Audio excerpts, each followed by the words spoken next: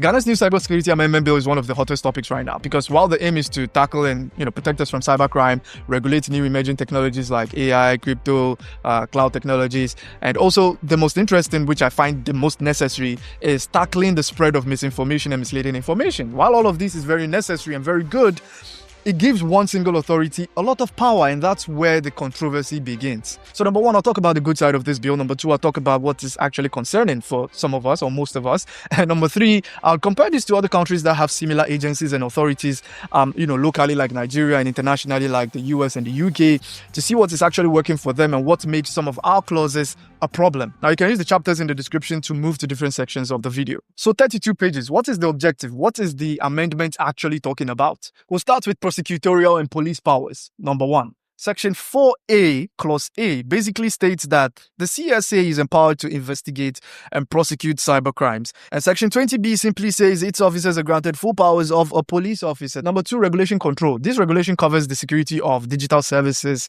and new and emerging technology like AI, crypto, blockchain technology. And Section 57B, 57C talks about institutions and even cybersecurity professionals. Section 59, the entire section actually says that the CSA is also granted power to secretly access data, conduct searches with and without warrants. We're gonna pin that because we'll talk about that in detail, right? Freeze assets, impose fines, and just so you know, imposing a fine means you've already judged the case. It means you don't impose a fine when you've not charged the person of a crime. So it means they've become judges as well. So that takes us back to Section 4A, right? Clause A, which says that they do have prosecutorial powers under the authority of the AG, the Attorney General. We'll talk about that in detail.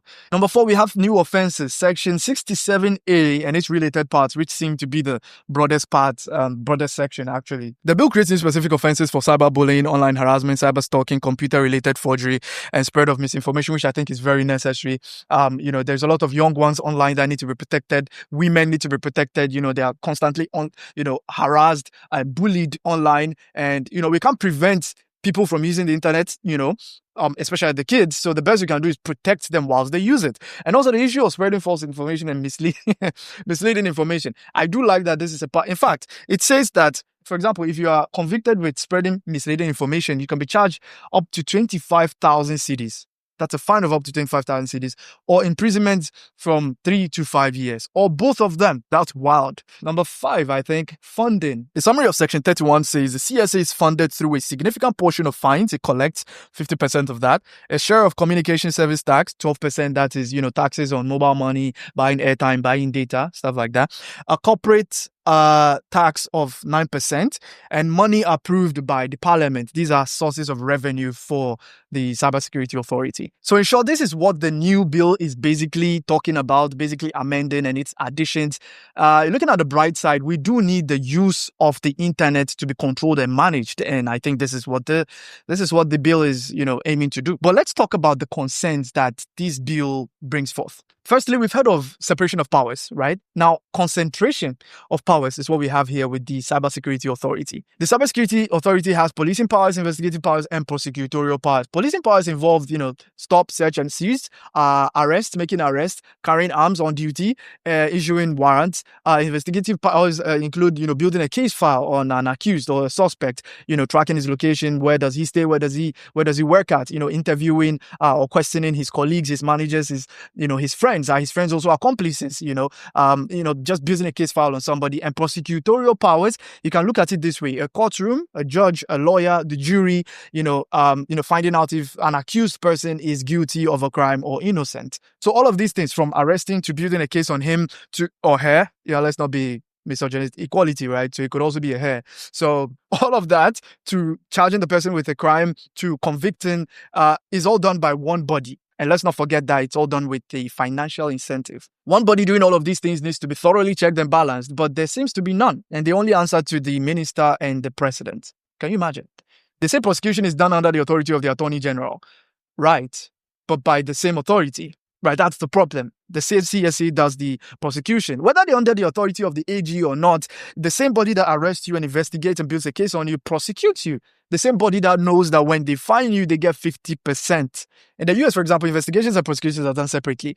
The FBI, for example, handles investigations, and the Attorney General's office deals with prosecutions. These are separate entities, although they both fall under DOJ, Department of Justice, right? So FBI builds a case file on the accused person. They hand over the case to the Attorney General for prosecution when they are done with the investigation and they've gotten enough evidence to prosecute the person. The Attorney General's office doesn't give the FBI the authority to do prosecution. They deal with it themselves. They are separate entities. Another mature system like the UK has the NCA handling investigative matters and CPS, which are separate from investigators. The NCA, they have the prosecutorial powers. Our bill is giving the CSA all four powers: policing, investigative, prosecutorial, and financial, all with no checks and balances and no transparency. What we are proposing is similar to what Nigeria's EFCC does. The EFCC has the power to investigate and prosecute economic and financial crimes. And this system has been, the EFCC system has been heavily criticized for concentration of powers, political influence, and lack of accountability, which we are also going to face if we also go ahead with what we are proposing for the CSA. So for a model like this, if there's no strong agency or body that holds the CSA accountable for their decisions, especially prosecutorial powers, it will be abused, definitely. Now, the second thing is financial incentive. The CSA profiting from its fines. Some of the sources of revenue for the authority include 50% of all fines, 12% communication tax, 9% corporate tax, and money approved by the parliament. And to be fair and totally honest and plain here, I do think that the latter, the money from approved by the parliament, should be the only source of revenue for the authority. Taxpayers' money, yes. In mature systems like the US, the UK, fines, penalties are not kept by the investigative body, for example, like the FBI in the US, or prosecutorial body in the UK, like the CPS. They are moved to, a national treasury or like a neutral consolidated fund. This ensures that the authority or agency, FBI, CPS, or in our situation, CSA, is motivated by national security and public safety. What we are doing here is we are making the CSA the major beneficiary of the fines, which incentivizes them to see us, the citizens and businesses, as sources of revenue. It makes sense to keep limited portions, a small percentage to, cover costs incurred, right? But 50% of fines, which, there's also going to be percentage of taxes coming in. There's going to be, fees from licenses and certifications you give to these cybersecurity companies and professionals, right? There's going to be money approved by the parliament coming in. This is unusual, and there's going to be a conflict of interest unless there's going to be transparency and auditing, which the bill doesn't even say anything about. This thing will definitely lead to, over enforcement of the law. Just imagine this. The maximum you could be fined for spread of misinformation is 25,000 cedis. If they start to see us as sources of revenue, when there is nobody that checks them, if you so much as misspell the name of the president, misinformation, you'll be fined with 10,000 cedis flat. Easy money for them because they're making 50%. Another thing is warrantless inspection. So the bill says the CSA can enter premises to conduct inspections without a warrant. Let me point out that the bill does exclude, domestic premises in the warrantless inspection. So they will need a warrant to enter a place like your home, for example. So they can search and inspect businesses after giving you a 7-day notice without the warrant. This will never hold internationally in countries like, the US and UK. In these countries, you will need a warrant whether it's domestic property or not, although there are exceptions for certain circumstances. But these exemptions are the exceptions. I mean, searches without a warrant are the exceptions, not the rule. In these countries, you'll be there and they'll just arrive, ready for the search, ready with the warrant. They serve it to you, they move you aside, they go conduct their search. What our bill is telling us is that they will tell you and announce to you that they'll inform you that they are coming for a search or an inspection, but in 7 days, after 7 days. First of all, you're not coming with a warrant immediately. Secondly, you're giving me 7 days. 7 days is more than enough for me to destroy evidence. If there's anything that I'm going to find incriminating, I will do away with it. I'm destroying it in 2 days. And I'll call you on the 3rd day. Number 4, so we have secret data handover. The bill permits a court to grant an order for a service provider to hand over your data to the CSA, and also orders the service provider to keep it confidential, meaning they don't tell you. That is called a gag order. Now, this is standard practice in our example countries like the US and UK. It's actually done to protect the investigation and to prevent, the accused or suspect from destroying evidence. Because if they do know that they are onto them, they are going to destroy evidence.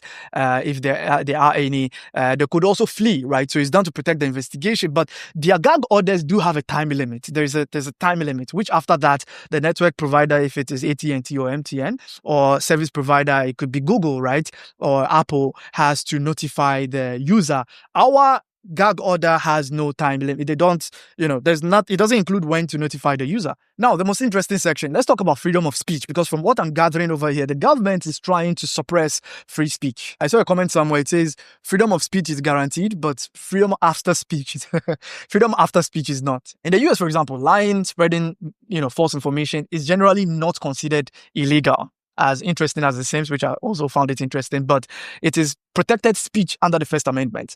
Now, they do have certain situations where free speech becomes punishable, which are clearly stated and defined, like fraud, inciting violence, defamation, perjury, lying under oath, false advertisement. So the US legal system says that all speech is protected speech, but then it carves out specific well-defined exceptions. Our bill generalizes a whole lot under misinformation, and that's why I say it's a way to suppress free speech and criticism. Political speech, satire, which is comedic, comments, opinions, your own opinion, like just saying your own mind, or even being factually correct, factually wrong, just a mistake falls under the label of misinformation, our label of misinformation. You see, intent is hard to prove, especially online.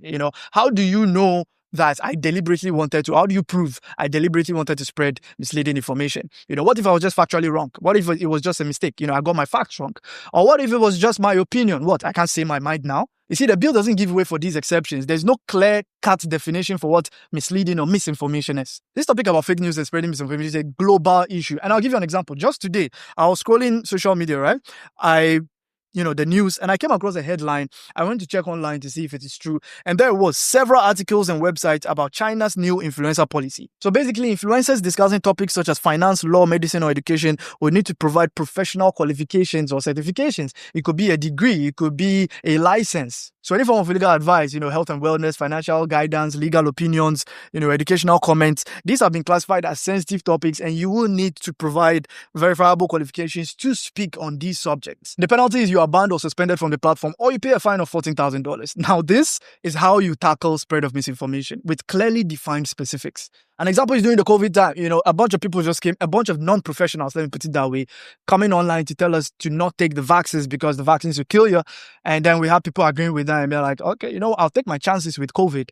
And then on the other side, we had a group of people, also non-professionals, saying the vaccines will not kill you and you have to take it. If not, you're going to die with COVID. And during Ebola, Facebook peak season, right? Telling us that non-professionals, telling us we should bath with salt water. This is what I'm talking about. However, this move by China is sparking debates and, discussions online about the freedom of expression and censorship.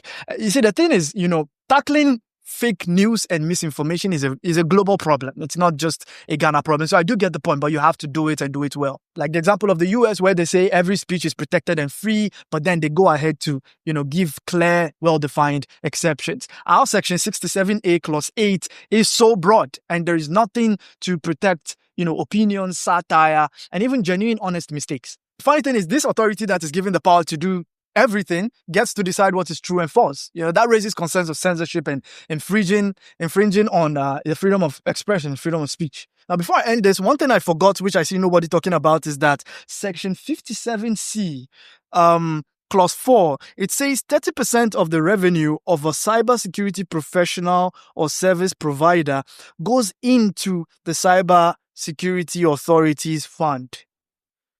Did we not see that? Is everybody missing that? Mind you, this is not a tax to GRA. This is like mandatory contribution to the fund.